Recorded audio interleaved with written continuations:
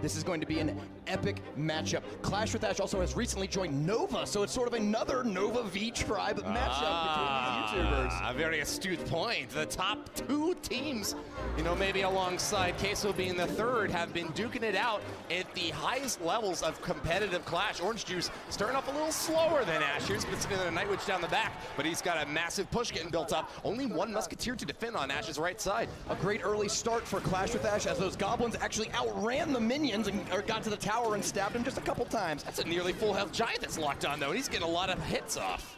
That Miner, now Miner only does 40% damage to buildings. Against troops, he does a full 160 per swing, and it makes him really good at picking off those enemy Musketeers if they're being tanked by, if the tower's shooting something else. Right. A little unfortunate for Orange Juice's Miner in that last exchange, though. He was within range of both towers, and although he was able to take out the Musketeer out on the right side, might have been able to get even a little bit more if he had punished hard. OJ, however, with the damage lead, is feeling fine right now. If OJ was behind this booth, he'd tell you that one corner tile up, one to the right, would not be in range of the towers, and they could fight the Musketeers still. It's only that very single inside tile, right on the very edge. Two, yeah, the dark one and the light one, right there to the left of the towers where both towers will hit him. ClashWithAsh sends in a battle ram to try to support the defense on this push, but it's a little bit limp. I think the better hit from Orange Juice was the Miner going to the back left, but nonetheless, the Night Witch holds on to the right side. She's going to stab that thing down.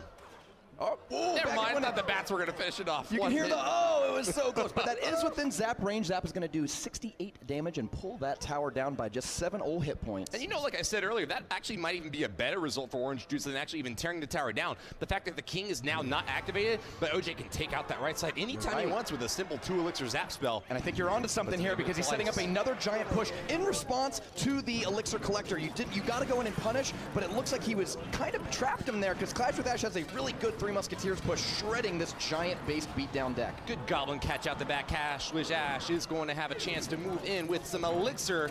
How's he going to be able to punish, though, with the minion horde from OJ to block this right side attack? Well, but look, the barbs have connected. Wow. Is that going to tear it down? That is definitely going to take it down. The Miner was pristine, did not take a single point of damage, which means that he was going to chop another 500 damage if the Giant had even gone down. Dang, that's a lot of hit points off. ClashWithAsh technically ahead now, 1-0, but in terms of damage dealt, OJ remains in the lead.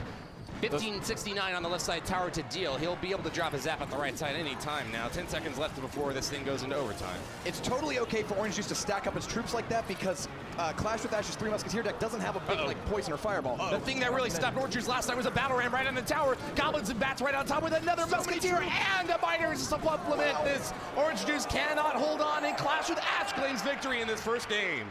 He is playing for that first place prize of 60,000, or is he going to go back and switch? No, man, he's got to switch it up. He wants to peel at least 1 win off of ClashWithAsh, and playing the same thing right after he just lost with it, that's not a way to win. Fair enough. Starts off with the Mega Minion out back, though. Let's see what ClashWithAsh can respond with. Split up Goblin Gang, not a bad starting hand. Oh, the Miner does not. So the Miner was played simultaneously with the Elixir Collector, so it was meant to go on the tower. It was never really meant to go on the Elixir Collector. But the good news for OJ is that now he doesn't have to worry about a Miner. He can cycle right on back to the next Elixir Collector. 2 minions drop, and ClashWithAsh is unhappy to see them get zapped down. You'd expect to see a big spell from CWA to take out that pump in the center, but nothing from him yet.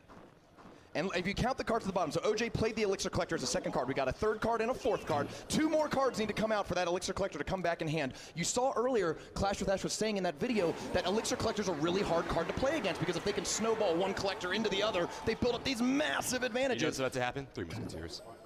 Ooh, I guess that's a good point. Oh, good call, buddy. And why did that come out right then? Indeed, it does appear to be a fireball or poison bait deck. You have the Minion Horde, the Elixir Collector, and the 3 Musketeers. Those 3 cards all get responded pretty valuably on defense by that spell. But you need 3 spells, and there's no way even with a mirror to be able to throw all those down. The connection at the right side in the battle ram is good, and even with Orange Juice's left side pump getting obliterated by the Miner there, he's going to take a lot of damage out the right lane. Golem not able to hold on. This counter push is looking pretty good out the right side. Super impressive push. The nice part for the cannon cards, it's not in range of anything, so it can just sit here and shoot away all these tanks that were played. The Baby Dragon's going to fly ahead and absorb the tower, so ClashWithAsh has to react to this cannon card or else it's going to be in big trouble. It certainly does, and the Goblin Gang's not going to get the job done. Barely actually manages to keep the cannon card out of range.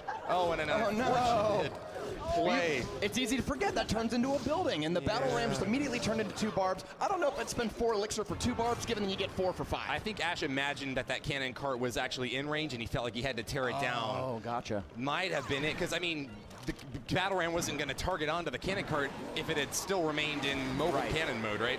That poison comes down a little late, so the Musketeers aren't going to die to it. The cannon cart's going to start shooting the ice golem while the Musketeers are trying to turn that cannon cart into a cannon.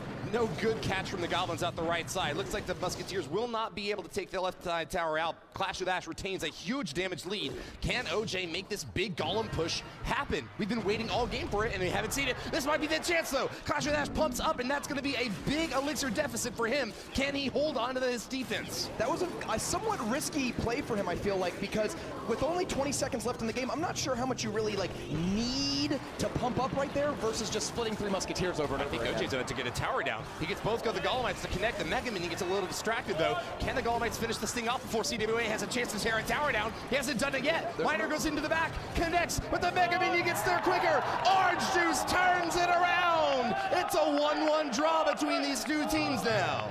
Woo, buddy! Maybe even defeat one of the pros in what would be a massive upset. I agree with you 100% on that one, man. Totally agree. These guys 2-0'd their opponents in the first round. OJ beat Nick in a 2-0, Ash beat Cam in a 2-0, and it makes no surprise to anyone here that they would both be able to pull a victory off of each other and go to a 1-1 draw tiebreaker to decide the winner. I'm super impressed with ClashWithAsh's play in this tournament. You can tell he's really been practicing with a lot of the other pros. He's pulling off moves and understanding the flow of the matchup so well. We have a battle ramp coming in. I think those minions are going to break it, but the barbs are going to inch closer. They do not fight flying minions. No, they don't. ClashWithAsh leveraging the elixir that he juiced up from the elixir collector greatly, but unfortunately for Orange Juice, that push gets turned backwards. Nightwitch in front of the giant dies really quickly, and even though OJ is actually tearing a hole in both the left and the right side towers, looks like he's not getting the connection he was really looking for there. Those Nightwitch bats did a really good job, actually. Those Nightwitch bats killed the better part of a minion horde. In another situation, another placement, maybe the minion horde would have finished off the bats and then moved on in a complete swarm over the giant. CWA with lots more juice to play around with, though. Pumps up in the back right. It looks like it's a tie on the elixir bars, 5-5 right now, but with CWA's 8 to 9 elixir in these 2 pumps, could very viably get a big hit in here. Minor minion horde at the right side is just what he's looking for. Is Zap going to be enough? It looks like Zap does come in and just at the last moment to save the day. If that Zap was not in cycle, that would have been a down tower. And even with that big hit, CWA retains the elixir advantage. A couple more drops to play around with. No elixir collector in cycle just yet, though. He might have to move in with maybe a battle ram or try to poke and prod over there on the left side, it appears, with an ice golem. We just saw the teammates up in the castles waving their emoji faces. Don't forget, if you're watching here on YouTube, we have added king face emojis to the chat. Give it a try. That's right, face palm, thinking king, popcorn king, and the surrender. I don't see that option being used by any one of these kings, though. I love the Nightwitch so much on defense. I think people underestimate how much damage she does to single targets. Dashing left from the bandit, hits on that 3 musketeer. Oh, what a fireball! Takes out 1 musketeer and leaves the other 2 in danger. Giant locks on, he brings the right side tower down to triple digits. Good hit for Orange Juice, and he's going to be happy as we go into late overtime. By having spells in his deck, he's going to have an easy option to get reliable damage on that right side. ClashWithAsh had a big elixir lead earlier, but both of those pumps are gone now because of positive elixir trades by Orange Juice, and it's going to be tough for him to regain that advantage late in the game. He's just got to win with combat now. This is a massive push. Giant's about to connect. He gets 1 punch off. Zap buys him. No, not quite a second punch, but the miner out back gets a little bit of chip in there. 2 more fireballs would close the game out in Orange Juice's favor, but can he defend against the big pushes CWA is putting together? Minion Horde is proving itself. It costs 5. It's not a cheap card at all, but look at how powerful this is. Minion Horde has stopped every one of these pushes in their tracks for the last minute. Nothing to block the miner. He locks on out back, and it's going to start chipping away at the tower. Fireball Zap will do it. Orange Juice has won the game. And his contingents in the crowd, his constituents from the Orange Juice clan, now members of Tribe Gaming, are going wild in this